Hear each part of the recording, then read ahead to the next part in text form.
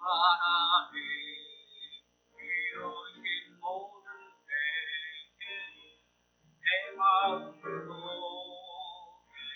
그리었네. 하늘에서 울려 퍼지는 배로 주님의 모든 외쳤네. 주님의 높고 위대하시고 내 영혼이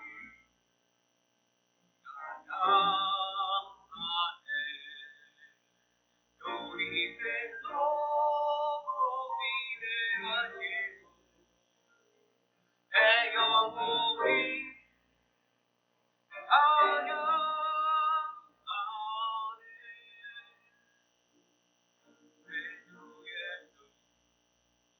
땅에 다니고 연천구름 나긴 동아리 나경동이 엎드려 경배하며 내 눈이 주 찬양하리라. 주님의 높고 위대하신 내 영혼이 찬양하네. 주님의 높고 위대하시고 내 영혼이 찬양하네.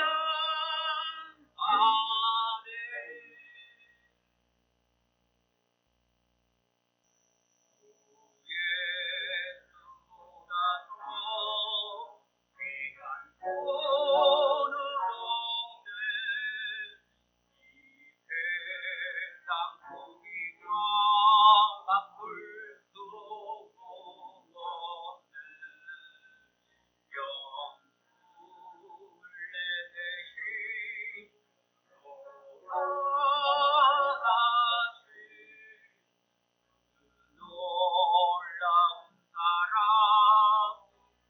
잊지 못해. 세상 즐거움 다 버리고 세상 사랑 다 버렸네.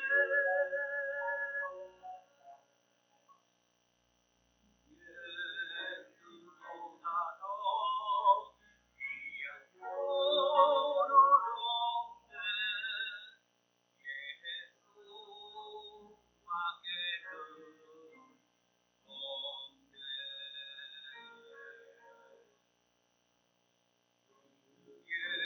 예수보다 더 귀한 분은 없네. 이 세상 명예와 바꿀 수 없네.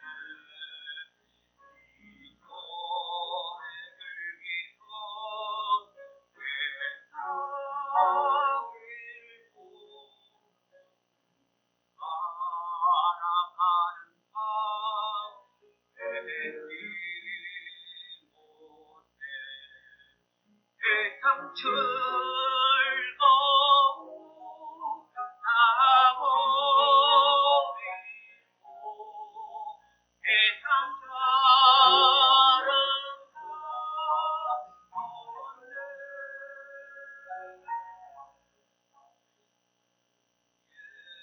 예수보다 더 귀한 분은 없네. 예수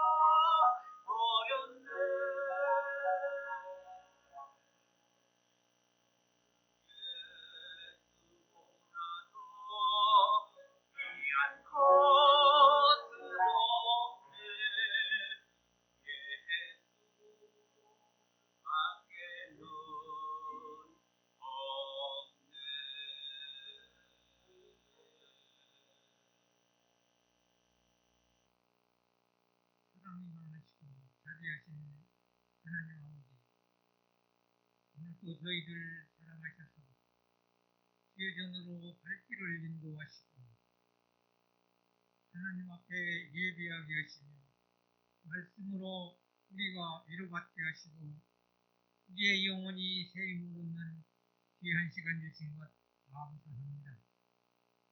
저희들 죄와 허물로 영원히 멸망에 살아야 하는 일이 되지만 하나님께서 사랑으로 우리를 긍휼히 여기사 우리를 죄와 허물을 벗게 하시고 무롭다 하심을 얻게 하시고 우리가 천국을 소망하며 영생의 삶을 살 수 있도록 인도하신 우리 하나님 아버지 감사합니다.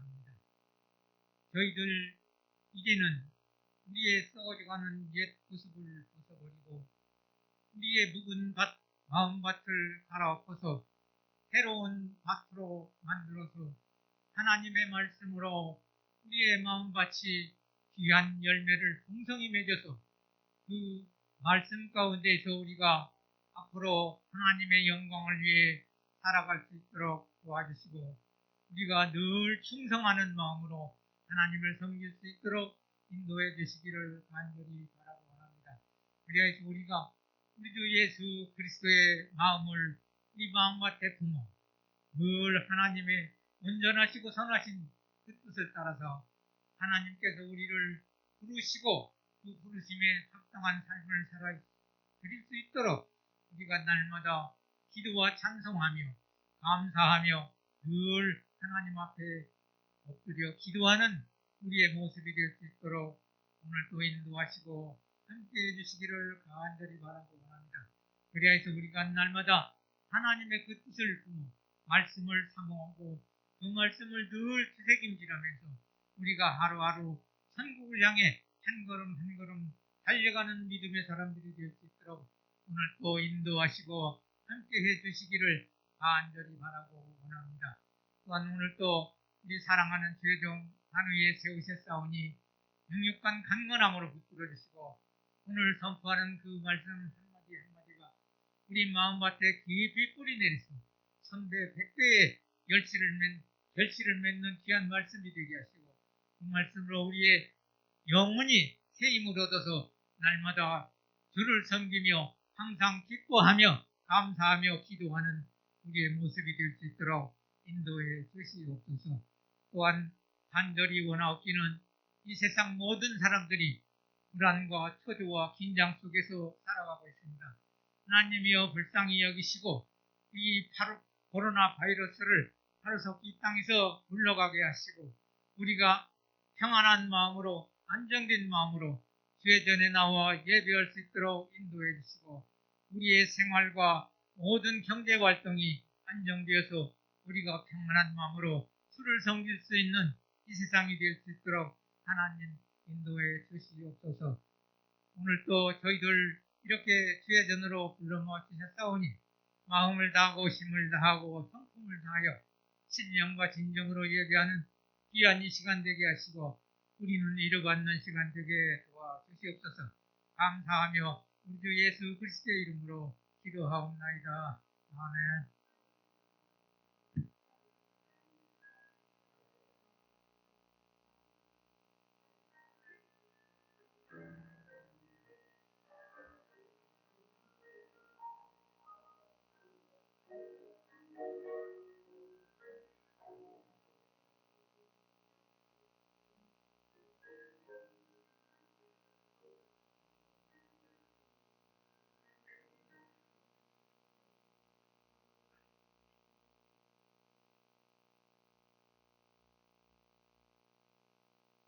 이 시간은 헌금 시간입니다. 찬양하면서 같이 헌금하겠습니다.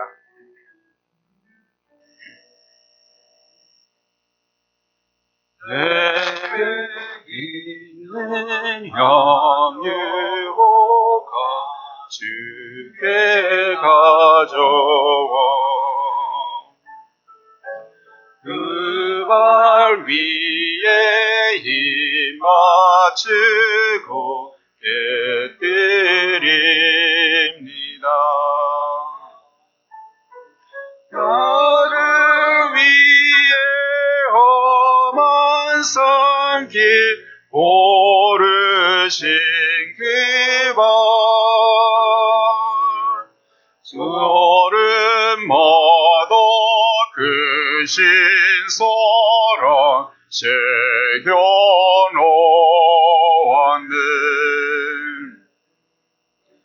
나를 위해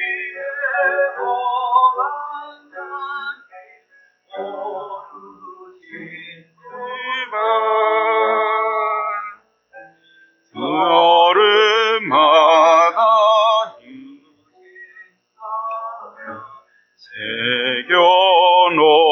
새겨놓았네.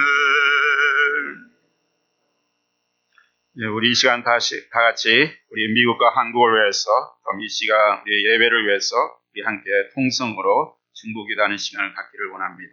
다 같이 우리 코로나가 멈춰지고 정상적인 예배가 될 수 있도록 해서 우리 함께 중보해 주시기 바랍니다.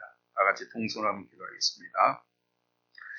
사랑과 은혜가 많으신 아버지 하나님 감사합니다. 오늘 이 시간도 주님께서 저희들을 사랑하셔서 하나님의 전으로 불러주시고 하나님을 예배할 수 있는 그런 특권을 허락해 주심을 감사합니다. 오늘 주님 앞에 나올 때 우리의 모든 마음과 신령과 진정으로 아버지 주님 앞에 예배할 수 있는 저희들의 마음이 될 수 있게 도와주시기를 원합니다.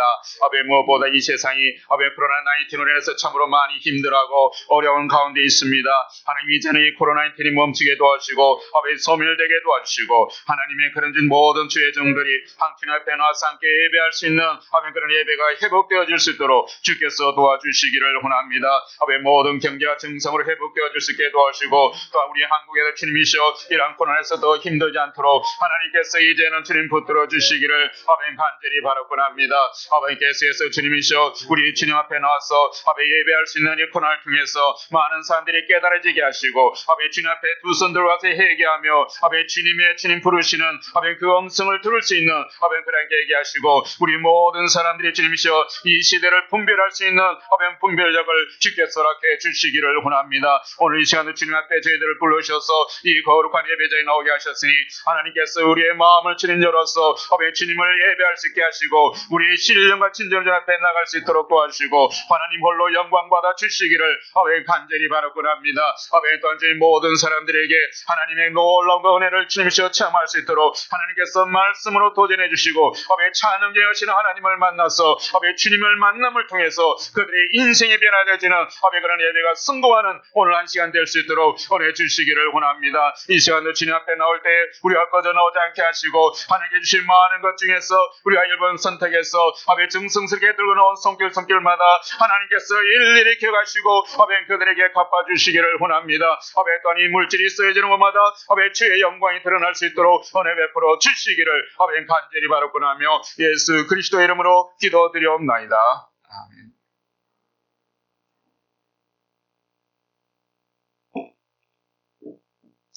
할렐루야.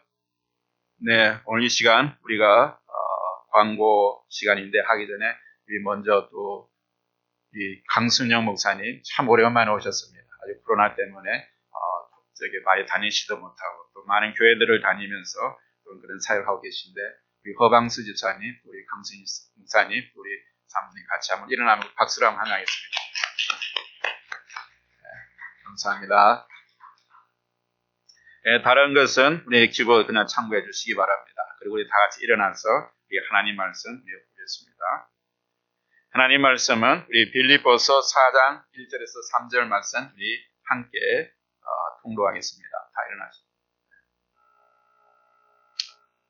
빌립보서 4장 1절에서 3절 말씀 같이 읽겠습니다. 그러므로 나의 사랑하고 사모하는 형제들 나의 기쁨이요 면류가 아닌 사랑하는 자들아 이와 같이 주 안에 서라. 내가 유오디아를 권하고 순두개를 권하노니 주 안에서 같은 마음을 품으라. 또 참으로 나와 멍에를 같이 한 자 내게 구하노니 복음에 나와 함께 힘쓰던 저 부녀들을 돕고 또한 글레멘드와 그 외에 나의 동력자들을 도우라. 그 이름들이 생명책에 있느니라. 아멘. 다 같이 앉아주시기 바랍니다. 환영합니다. 우리 잘 오셨습니다. 반갑습니다. 우리 멀리서만 손 흔들면서 인사하겠습니다. 네. 여러분 우리가 인생을 살아오면서 많은 사람들하고 우리 관계를 하면서 살아갑니다. 그런 가운데서 우리가 서로 관계 속에서 이렇게 서로 건면하기도 하고 또 우리가 서로 충고도 이렇게 하는 그런 삶을 살아가는데 여러분들은 삶 어땠습니까? 여러분들이 스스로 많은 사람에게 건면하는 그런 사람이었습니까? 아니면 건면들을 잘 받아들이는 그런 사람들이었습니까? 예, 우리가 건면이란 말이 좀 생소한 그런 말이긴 한데 비슷한 말로서는 충고란 말이 있습니다. 그런데 이 건면과 충고는 차이가 있습니다. 어떤 차이인지 아십니까, 여러분? 건면과 충고. 여러분 흔히 우리가 충고와 같이 같은 생각을 이렇게 하는데 이것은 다릅니다. 영어로는 충고를 advice라고 이야기하죠. 또 건면은 admonish 또는 exhortation하고 또 그 가운데에서 encourage라는 그런 말이 포함되어 있습니다. 그 의미가. 그래서 이 단순히 충고하고 건면은 차이가 있습니다. 그래서 충고는 때로는 내가 가진 진단과 남을 충고할 때는 내가 가진 진단과 처방으로 상대방을 바꿔야 하겠다는 그런 성급한 조언이 될 수도 있습니다. 그래서 충고를 듣는 상대방은 불편하기도 하고 때이른 충고로 인해서 자기가 뭘 안다고 충고하는 거야 이런 반감을 가질 수도 있습니다.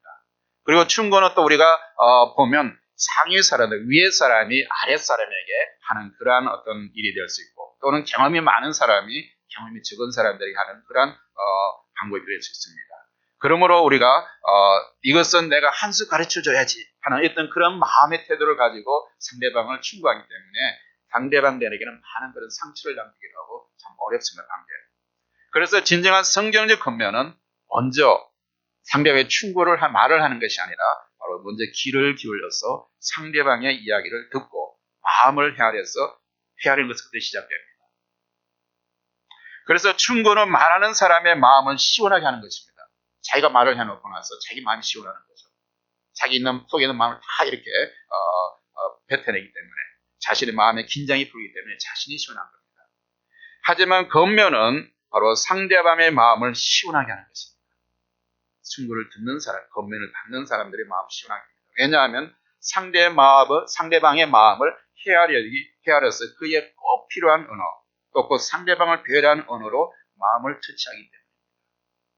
그래서 건면은 바로 국어사전에는 이렇게 정의되어 있습니다. 국어사전에 보면 건면이라는 말을 알아듣도록 권하고 격려하여 힘쓰게 하는 말이다. 아마 국어사전이 참 잘 이렇게 표현되어 있는 것 같습니다. 여러분 그렇다고 해서 상대방이 알아듣도록 권하고 격려하는 것이 바로 상대방을 배려하는 것이라고 해서 그렇다고 해서 건면이 상대방의 어떤 눈치를 보며 아우하는 것은 아닙니다. 물론 사랑으로 상대방의 잘못을 바로 잡아주는 노력이 필요합니다. 그러나 최소한 건면이라는 것이 한 영혼의 삶의 변화를 가져오려는 것이라면 그것은 그리스도의 사랑과 긍휼로 마음과 인격을 감동시키는 것이어야 한다는 것입니다. 그래서 사실 건면이라는 말은 일상적인 그런 대화나 글에서는 잘 쓰이지 않는 그런 단어입니다. 그럼에도 불구하고 그리스도인들은 이 단어를 잘 알고 있습니다. 마치 기독교 전문 용어처럼 사용하고 있습니다. 왜냐하면 건면이라는 단어에는 사전적인 정의와 함께 사랑이라는 의미가 더 포함되기 때문입니다. 그래서 사랑이 없이는 건면할 수 없다는 것입니다. 오늘 본문에서 사도 바울은 이와 같이 빌립보 교인들을 향해서 몇 가지 건면을 하고 있습니다.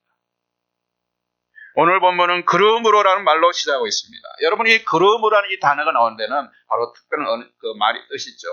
바로 이런 말은 앞서 말한 것을 다시 되돌아보고 거기에 따라서 행동하도록 촉구하는 것입니다. 그래서 그러므로 시작하는 겁니다.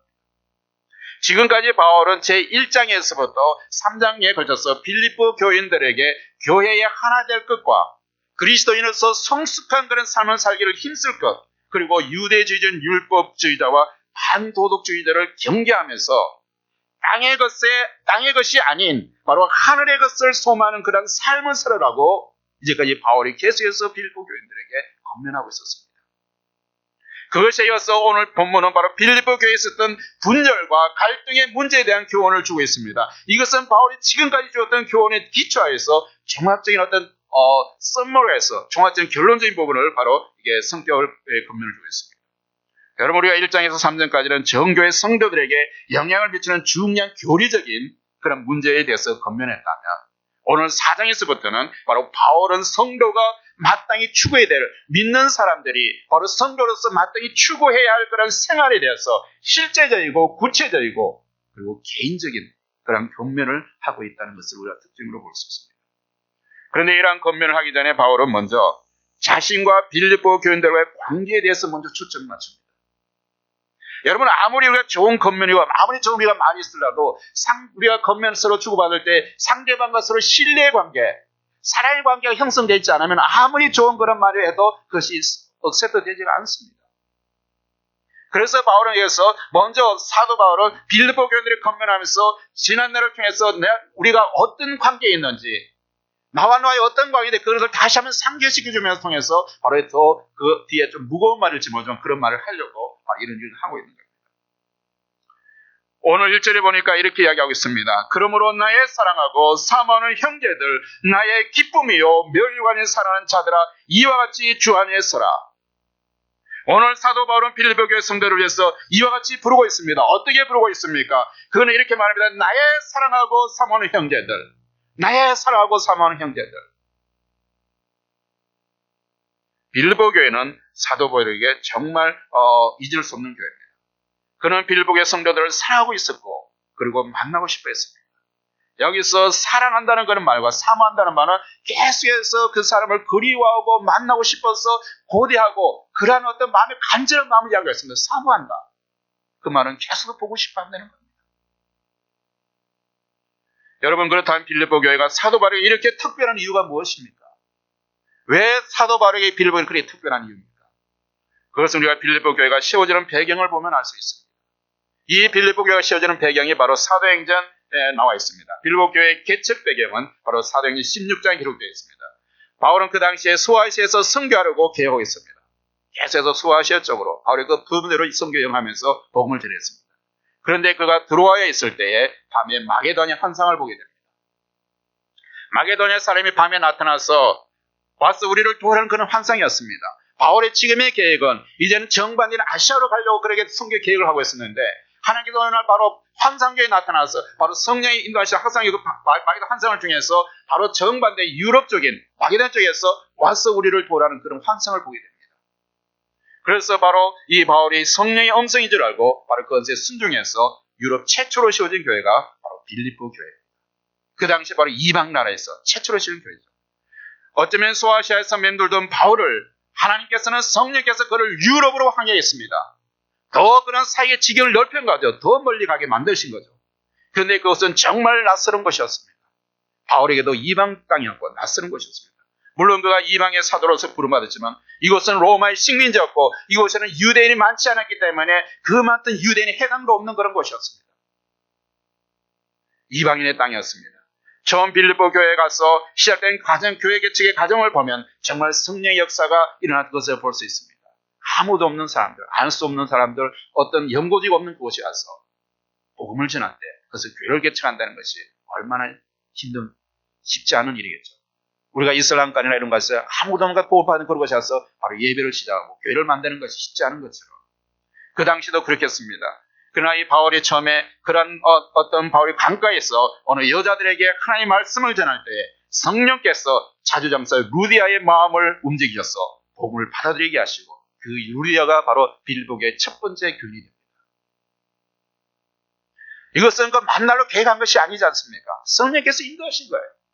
그래서 자주 루디아를 통해서 그 집을 오픈하게 만들고 그것을 교회가 시작됩니다. 또한 귀신 들린 여종을 만났습니다.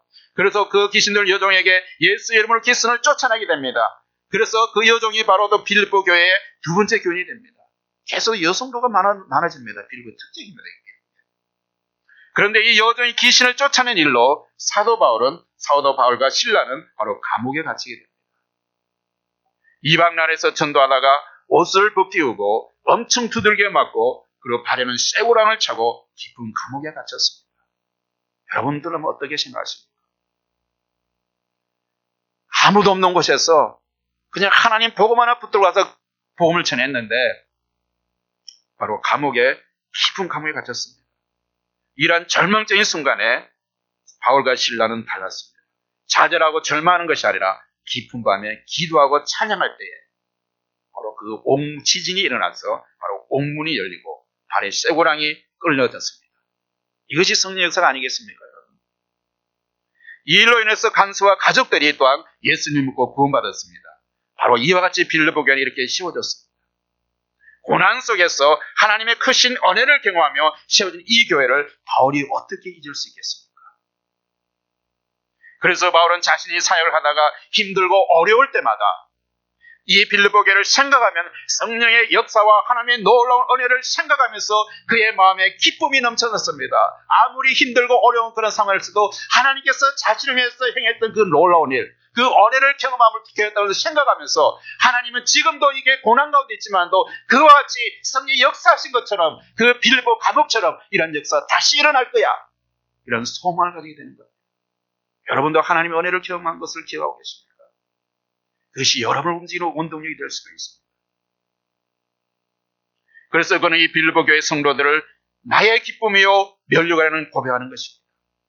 어떤 힘들고 어려울 때마다도 이 빌립보 교회를 생각하면 그는 기쁨이 일어난 겁니다. 하나님께서 행하셨던 그 역사를 생각하면서. 그리고 기쁨이요 이런 이야기를 할 수 있습니다.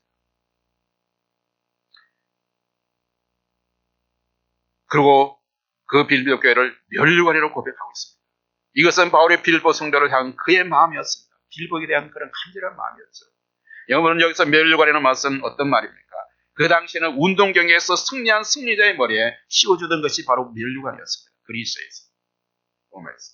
바울이 바로 빌립보 교회 성도들을 그렇게 부른 것은 장차 그리스도의 재림의 날에 고난성에 씌워진 빌립보 교회 성도들이 바로 그의 복음 사역에 헛되지 않았음을 증거할 수 있는 열매로서 바로 확신하기 때문입니다. 우리가 하나님 앞에 섰을 때, 우리 주님이 다시 오셨을 때 내가 주님께 보여줄 수 있는 그 열매가 무엇입니까? 내가 세상에서 많은 돈을 벌었다? 내가 세상에 많은 권위를 가졌다? 그것은 다 지나간 것이 아십니까? 하나님께 우리 어떤 모습을 우리가 그 열매로 돌려드릴 수 있겠습니까? 바울에게는 바로 이런 그 영혼이 살아났던 것들, 빌립보 교인이 바로 그의 열매요, 그의 면류관이라고 고백할 수 있다는 그런 확신을 갖고 있다는 겁니다. 그래서 사도 바울은 어디에 있든지 지금 자신이 로마의 감옥에 있을지라도 빌립보 교회 성도들을 사랑하고 사모하고 있다고 바로 이렇게 말하는 것입니다. 이렇게 말하면서 바로 우리와 너와는 특별한 관계이다. 절친한 관계다. 그렇기 때문에 그것은 내가 이런 권면을 할 것이다. 이런 이야기를 하는 것입니다. 여기서 사모한다는 것은 항상 그리워하고 있다는 것입니다. 지금 빌립보 교회 성도들은 사도 바울과 함께 고난을 겪으면서 교회를 개최했던 사람일 수도 있습니다. 바로 지금의 빌립보에 있는 교회 모든 성도들이 사도 바울과 동고동락하면서 바로 함께 개척하며 함께 고난 가운데서 눈물 뿌리며 쉬었던 그러한 사람들이 바로 그곳에 바로 참리 멤버로서 교회에 있는 수도 있다는 겁니다. 그리고 주의 복음을 위해서 함께 힘썼던 사람입니다. 그런데 이러한 빌립보 교회에 바로 계속해서 어려움이 타고 있다는 소문이 들은 바울은 이러한 관계를 상기시키면서 조심스럽게 권면하고 있습니다. 참 빌립보 교회는 좋은 교회였어요. 그렇지만도 그 참을 좋은 교회라도 바로 그 내부적으로 외부적으로 상당한 그런 어려움을 갖고 있었습니다. 그러므로 첫 번째 우리 권면은 이 바울이 그 빌립보에 주는 권면은 뭡니까? 주 안에서 서라는 것입니다. 서라는 것입니다. 여러분 고난 가운데 어렵게 씌워진 빌립보 교회는 성숙하고 좋은 교회, 복음에 힘쓰던 교회였지만 그 안에도 많은 어려움이 있었습니다. 그래서 어려운 상황에서 사도 바울은 이와 같이 주 안에 서라 라고 권면하고 있습니다. 여러분 주 안에 서라는 이 말은 어떤 어려움이 와도 주 안에서 흔들리지 말고 굳게 서라는 그런 의미입니다. 이 말은 바로 로마 군인들의 익숙한 말입니다. 서라는 이 말이 그 당시에 로마 군인들을 향한 그런 군사 용어였습니다. 로마 시대의 배경 여러분 전쟁 영화를 보면 이런 영화를 우리 장면을 많이 볼 수 있지 않습니까? 군사들이 자신보다 훨씬 큰 그런 방패를 들고 굳건하게 서 있는 그 말씀. 옛날에는 그 전쟁에 막 이게 백병절이지 않습니까? 그렇기 때문에 함께 부르시는데 함께 이렇게 서 있는 것을 보게 됩니다. 이 말은 적들이 쳐들어왔을 때 끝까지 진주를 살수하라고 명령할 때 사용되었던 그런 말입니다. 여러분 그 당시 네로 황제가 통치하던 그런 시대였습니다. 그래서 교회도 외부의 공격이 심했습니다. 박해가 있었습니다. 그런데 그 시대의 박해의 배후에는 우리의 원수 사단이 있었습니다.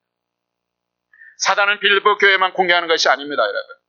그 이전의 교회나 그 이후인 지금 우리의 교회도 바로 오늘 모든 교회를 공격하는 것이 바로 사단입니다. 교회가 굳게 서지 못하게 하는 것은 바로 사단이 예전부터 지금까지 하는 바로 사단의 특별한 그런 일입니다. 일상적인 일이죠. 지난주에 한국에 있는 친구로부터 전화가 왔습니다. 막 코로나 때문에 혼란스러운 이때 지금은 비가 많이 와서 홍수가 나서 참으로 한국이 참 혼란스럽다고 합니다. 대전 지역에도 많은 지역에 침수가 되어서 교통이 마비되었다고 합니다. 그리고 한국에서 큰 교회에 다니는 그런 집사인데 요즘은 교회를 가지 못한다고 합니다. 그런데 그 뒷말이 좀 참 저에게는 충격적이었습니다. 교회에 가지 않고 인터넷으로 예배를 드리니까 참 좋다고 합니다. 물론 웃으면서 하는 말이었지만 그래서 저도 웃으면서 이렇게 하겠습니다. 야, 컴퓨터나 전화기 붙들고 드는 것이 온전한 예배냐? 여러분, 이것이 어떤 특별한 그런 어떤 정말 절박한 상황이기 때문에 어떻게 할 수는 없지만도 우리의 마음까지 계속해서 교회가 멀어진다면 이건 앞으로 지금 6개월 됐는데 이렇게 됐는데 앞으로 더 진행된다면 정말 많은 사람들이 교회를 떠나지 않겠습니까?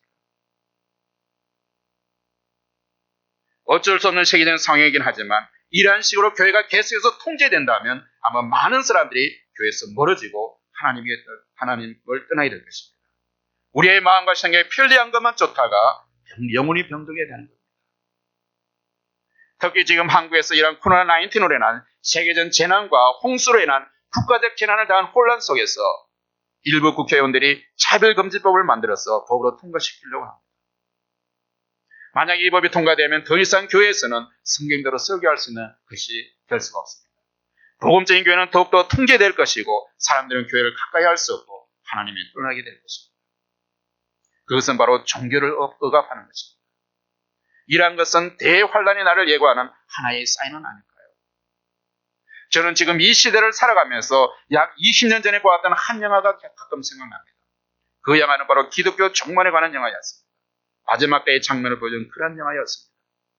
한 가족이 한 집에 있었는데 한 사람은 휴거되고 어떤 사람은 이 땅에 남게 됩니다. 그리고 거대 국가 권력에 의해서 교회가 폐쇄되어지고 이 땅에 남겨진 사람들은 더 이상 교회에 갈 수도 없고 그리고 박해를 피해서 산으로 동굴로 도망가는 그런 내용이었습니다. 우리는 정말 우리의 신앙과 믿음을 지키기에 어려운 시대를 살아가고 있습니다.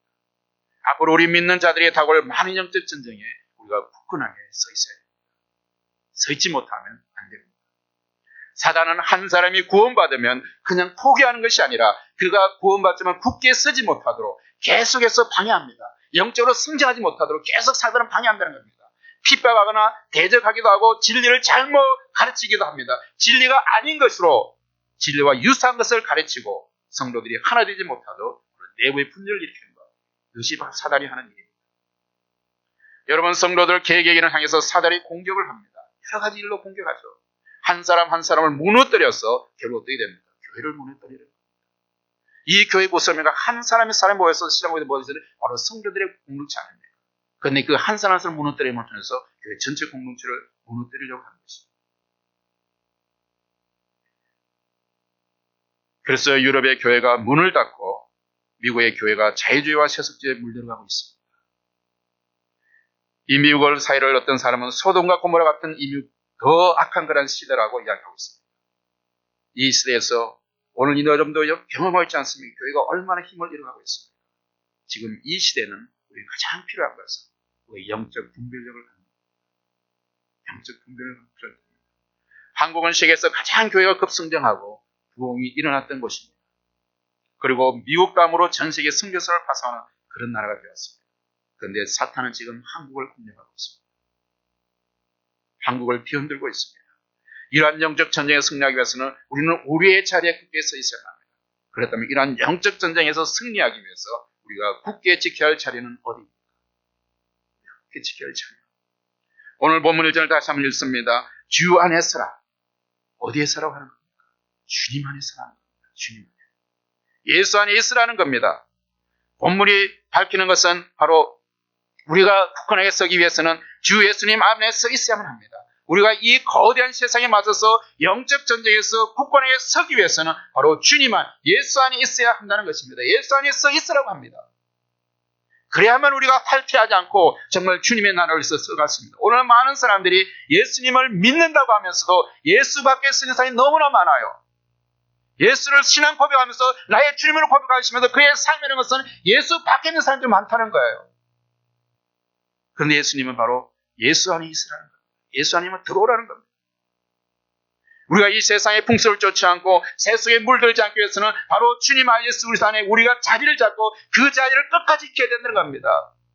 오직 예수 복음 들고 이 세상의 풍파 속에서 그런 세대 모든 그런 어떤 유혹 가운데서 우리가 이겨야 된다는 겁니다. 결국 바울은 사탄이 갖가지 시험들로, 갖가지 유혹으로, 갖가지 위협으로 우리의 믿음을 흔들어댈 때에 끝까지 넘어지지 말라고 하는 그 방법이 바로 예수 안에 있는 것입니다. 왜냐하면 예수 안에 우리가 굳건히 서 있으면 우리는 넘어지지 않기 때문입니다. 그래서 사탄이 경고기 할 때 목숨을 걸고 주 안에 있는 우리의 자리를 끝까지 지키라고 권면하고 있습니다. 사랑하는 여러분, 사탄은 오늘도 각가지 방법으로 우리를 흔들어댑니다. 그렇지 않습니까, 여러분? 그래서 삶의 기반이 흔들 때가 있습니다. 여러분의 삶을 살아가면서 그런 것을 많이 경험하게 될 것입니다. 그리고 삶의 기반이 흔들리니까 마음이 흔들 때도 있습니다. 때로는 이 세상이 너무 유혹이 너무나 강렬해서 우리의 믿음까지도 흔들 때가 있습니다. 그래서 우리가 넘어지지 않기 위해서는 우리가 주 예수 안에 굳건히 서 있어야 됩니다. 믿습니까, 여러분? 사탄은 이 코로나와 같은 재난을 통해서 사람들의 관계의 갈등을 통해서 또는 세상의 달콤한 그런 유혹을 통해서 끊임없이 우리를 공격하고 있습니다. 우리가 주 예수 안에 서 있지 못하게 합니다. 방해하는 것입니다. 그래서 하나님을 떠나서 자기의 지배 가운데 있기를 바로 사탄은 들어오게 하기 위해서 끊임없이 우리들을 바로 흔듭니다. 두 번째로 우리가 주 안에서 같은 마음을 품으라고 합니다. 바울은 두 번째 권면은 주 안에서 같은 마음을 품으라는 것입니다. 우리가 그리스도인께서는 두 번째 원리는 같은 마음을 품는 것입니다. 2절을 보겠습니다. 내가 유오디아를 권하고 순두개를 권하오니 주 안에서 같은 마음을 품으라. 어떤 다른 버전을 보니까 서로 화목하게 하라. 이런 성경을 번역하고 있습니다. 그것도 같은 마음을 품으라는 것은 먼저 본문에 나온 두 여인을 하는 권면입니다. 1차적으로 다른 빌립보 교인들보다도 바로 그 두 여인들에게 하는 개인적인 그런 권면이었습니다. 누가 등장하고 있습니까? 이는 유오디아와 순두개라는 사람이 등장합니다. 이 유오디아와 순두개는 누구일까요? 오늘 우리의 본문에 등장하는 이 두 여인은 빌립보 교회 성도라는 것 외에는 다른 정보가 없습니다. 본문이 밝히는 이들의 정체는 이들이 바울과 함께 복음에 힘쓰던 여인이었다는 것입니다. 그래서 우리가 추측할 수는 있습니다. 바울이 그 멀리 로마에서 그 두 여인의 이름을 기억한다는 것 자체가 어쩌면 바울이 그 교회를 빌립보 교회를 개척할 때 함께 개척했던 그 사람은 아니었을까. 그리고 이 교회 빌립보에 정말 그 여성 지도자로서 바로 막강한 영향을 미치고 있는 그런 사람이었다는 것입니다. 그런데 무슨 일인지 모르나 서로가 사이가 나쁘게 되었습니다. 한 사람이나 두 사람이 양배실이 된 것입니다. 유오디아와 순두개. 서로 사이가 나쁜 정도가 아니라 그 영의 교회 공동체 전반에 영향을 미치고 있었습니다. 어쩌면 창립 멤버로서 서로가 같은 그런 악의 다툼하고 있을 수 있겠죠. 서로 바울과 아는 사이였기 때문에. 여러분 사실 빌립보 교회는 우리가 개척 그런 배경을 보았듯이 빌립보 교회는 바울의 전도를 받은 자주장사 루디아에서 세워졌기 때문에 교회 내에서 여성의 파워가 굉장히 큰 교회가 바로 빌립보 교회였습니다. 그리고 그 지방의 다른 지역보다도 이 빌립보 지역에는 여성이 굉장히 강한 지역이었습니다. 여성의 재산권을 인정하는 그런 곳이었기 때문에. 그래서 여성들이 자주 등장합니다. 그래서 이 두 사람 빌립보 교회 유력한 여성 지도자일 것입니다. 어쩌면 바울과 함께 빌립보 교회를 개척한 창립 멤버일지도 모릅니다. 이러한 영향 있는 사람이 서로 갈등하게 되기 때문에 교회는 두 파로 나뉘어지는 그런 위원체에 있습니다. 여러분 우리가 교회에서 정말 어떤 큰 영향 장로님 두 장로님이 있습니다. 그런데 이 장로님이 다른 사람이 있고 또 저 장로님 다른 사람이 있지 않겠습니까? 거기서 유오디아를 옳다고 생각하는 사람들은 순두개가 나쁘다고 이야기하겠죠. 그리고 순두개를 옳다고 생각하는 사람들은 유오디아를 나쁘다고 생각할 수 있겠죠. 그래서 파가 갈라지는 겁니다. 말하자면 두 여인을 두고 옹교와 판을 갈래하는 그런 최악의 시나리오가 진행되기도 합니다. 거기다가 사태를 더 악화시킨 것은 그 당시 교회 지도적급에 속한 사람들이 사태 수습을 위해서 바로 손을 쓰지 않고 있습니다. 방관하고 있습니다. 그래서 결국 이러한 소식이 바울에까지 전달되는 것입니다. 여러분 교회에서 왜 이런 불화를 허용해야 해서는 안 될까요? 많은 것이 교회 안에 당포를 조성하기 때문입니다. 성도들이 하나됨과 연합과 일치를 깨뜨리기 때문입니다. 몸된 그리스도의 그런 교회를 분열시키는 그리고 그리스도의 몸을 찢는 그런 제약이기 때문에 우리가 서로 분열시키는 것 당파는 교회에서 있어서는 안 됩니다. 왜 이런 일을 방치하면 안 됩니까? 그것은 자신들을 해치고 교회를 분열시킬 뿐이 아니라 전도의 문을 가로막기 때문입니다. 교회가 항상 이렇게 당파로 싸우면 이것이 어째 전도가 될 수 있겠습니까?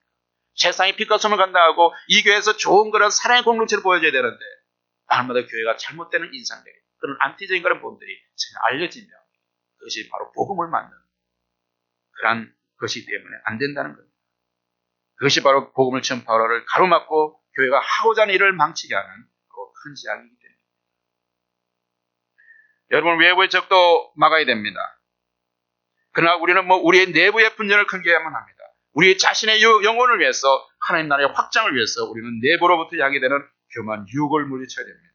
우리는 당파를 형성하고 있었던 유대와 순두개의 잘못을 허용해서는 안 됩니다. 그들이 있으면 다른 사람들로 추신하기 힘들어집니다. 함께 일하기를 어렵게 만들어야 됩니다. 그런 사람 서로가 눈치를 보게 되는 것이죠. 혹시 여러분 가운데는 이 유대와 순두개의 정상은 없습니까? 같은 교회 안에서 서로 눈길을 피하고 싶은 사람은 없습니다. 같은 봉사기 안에서 말을 하지 않고 싶은 그런 관계는 없습니까? 지금 이 시간 하나님께서 그러한 당신의 자식뿐만 아니라 오늘 우리 모두에게 이렇게 말씀하십니다. 주 안에서 같은 마음을 품으라. 주 안에서 같은 마음을 품으라.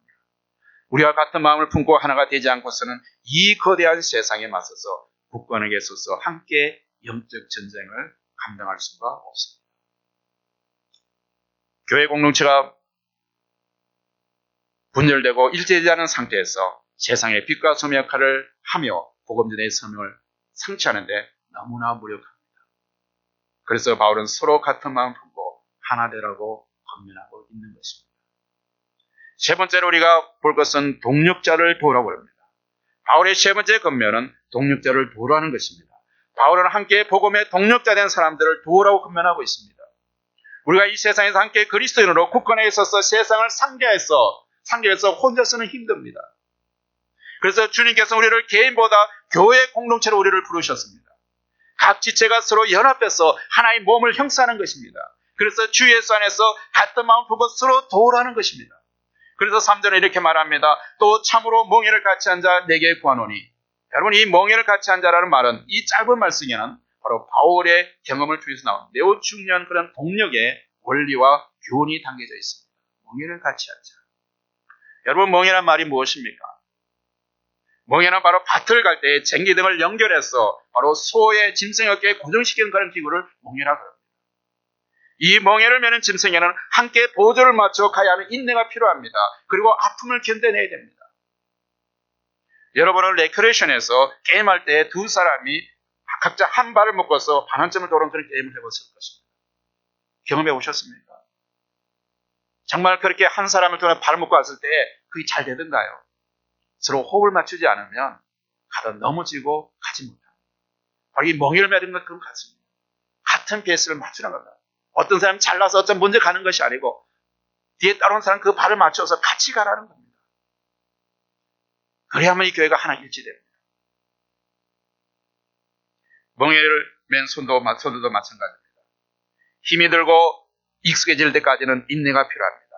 그러나 두 소가 힘을 합쳐 협력하면 각각의 소가 할 수 있는 일을 합친 분량보다 몇 배 더 힘든 일을 해낼 수 있습니다.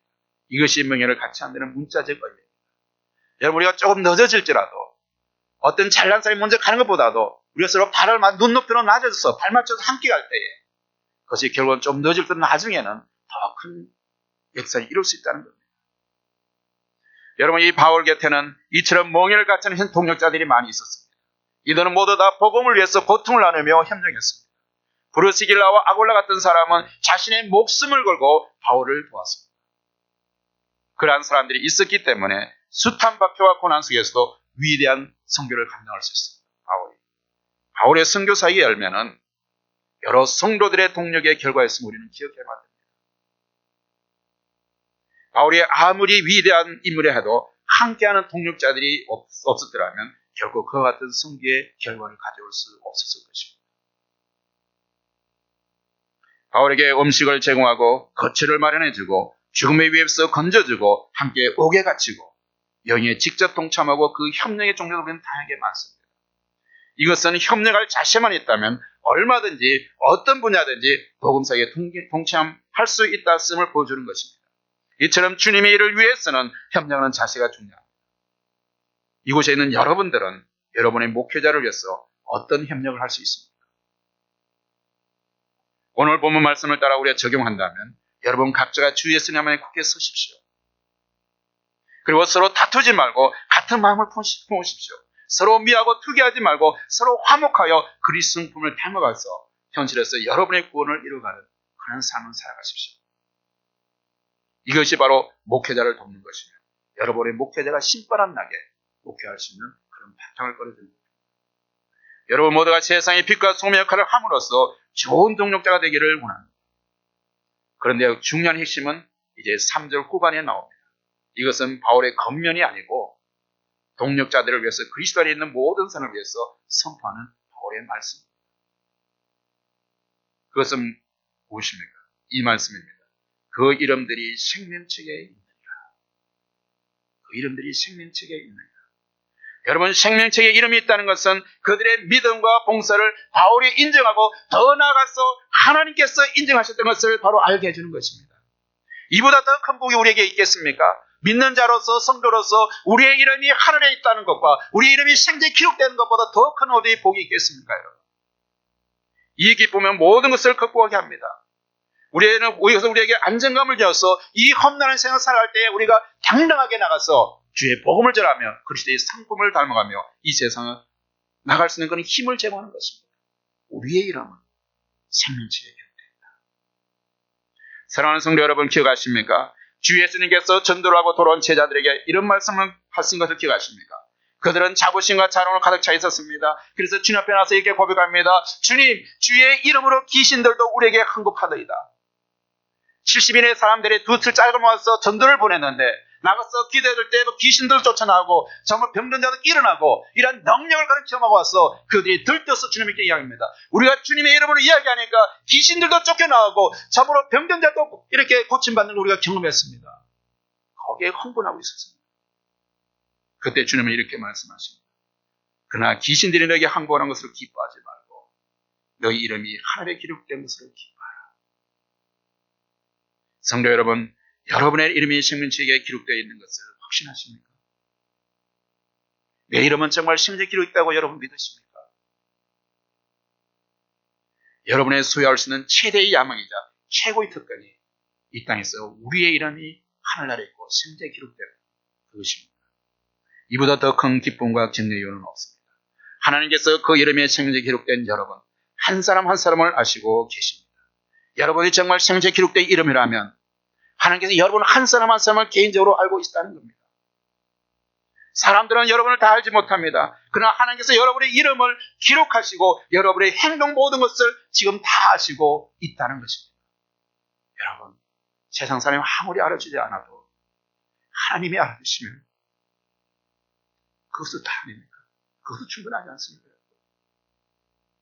하나님이 알아주십니다.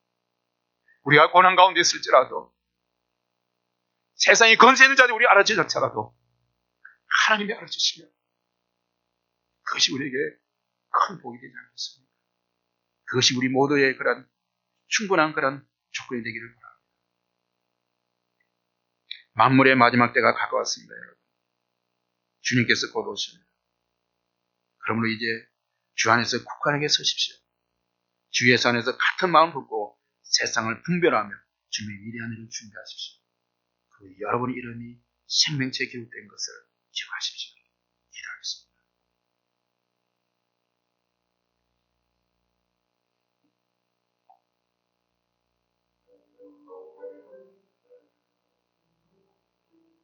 아버지 하나님, 만물의 마당이 가까운 이때에 우리 모두 이 세대를 분별할 수 있는 분별력을 주시옵소서. 그래서 주 안에서 굳건하게 서서 같은 마음을 품으며 주님의 형제 자매를 도우면서 하나님 나라를 이루어갈 수 있는 저희들이 될 수 있도록 해주시고 이 땅에서 정말 그리스도의 성품을 닮아가며 이 세대를 넉넉히 이겨나갈 수 있는 당신의 믿음의 사람들이 되게 도와주시고 이들이 주님 오시는 그날까지 그들의 영과 혼과 육이 온전히 보존되어서 주님의 재림을 준비하며 기다릴 수 있는 그런 모든 우리 하늘 성도들 될 수 있도록 은혜 베풀어 주시기를 간절히 바랐고 나며 예수 그리스도 이름으로 기도드리옵나이다.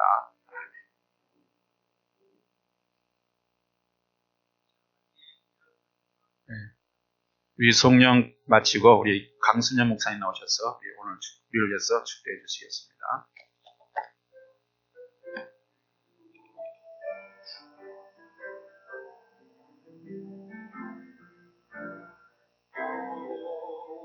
다시 오실 때까지 나는 이 길을 가리라. 좁은 문 좁은 길 나의 십자가 지고 너의 가는 이 길 곁에서 나는 주님을 보리라. 영광의 주님 나를 받아주시리. 주님 다시 오실 때까지 나는 일어나 달려가리라. 너의 영광 온 땅 덮을 때 나는 일어나 노래하리. 내 사모하는 주님 영세상 주시라. 내 사모하는 주님 영광의 왕이시라.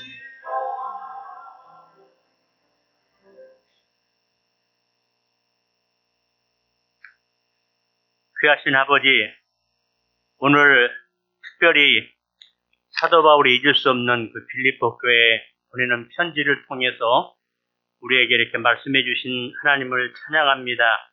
우리 타일러 한인 침례교회가 아버지 정말 빌립보 교회처럼 그렇게 아름답고 아버지 하나님 목사님과 정말 아름다운 동역을 이루는 교회가 되기를 원하며 기도합니다.